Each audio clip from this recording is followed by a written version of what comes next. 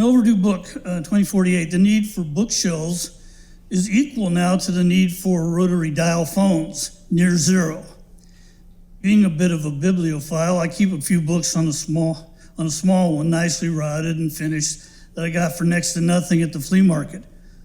Other people who own one display old photos or souvenirs, tchotchkes and reminders of the past. Vid walls have taken their place. All walls are vid walls now. Bookshelves would block the video feed. Come to think of it, maybe we need more bookshelves to block some of the flash bombs hyping Noxzema or one of 1,000 other skin care products. As a respite from the constant commercialism, we call it pay-to-view content. We have plenty to choose from. The 15,000 classics were redigitized years ago. Voiceovers and cinematography added more recently. Content edited to enhance the video presentation. Content's edited to enhance the video presentation. Get it? I work here in the Library of Congress, Branch 3, the third of only 3 national libraries. We don't have any bookshelves at all, or vid walls for that matter, just reading rooms for scholarly pursuits and offices for the senior librarian and her assistants. VTOLs, vertical takeoff and landing. VTOLs flutter down from the crowded skyway every day, often appearing unannounced and partially camouflaged by gray skies, dropping the books from 10 feet into the designated bin on the loading dock. Fifth class rate does not require an actual landing. Then with a guttural hum, they surge back into the misty sky.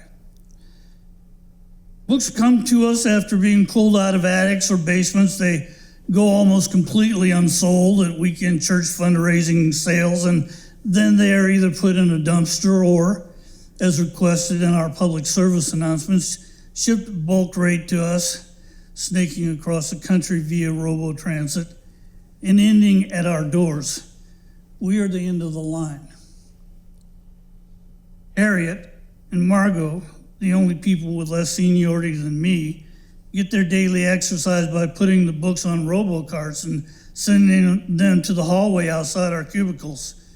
It's awkward maneuvering around the cart jams every morning to get to my tiny office.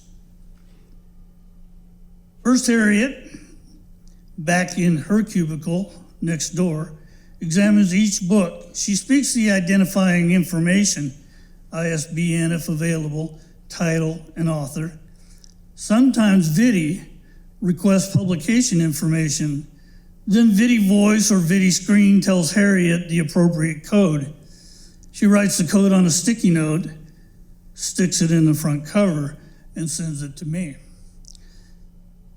The already been digitized, that's code ABD, the already been digitized code goes right down my chute to the basement for shredding and composting, along with irredeemable content, IC.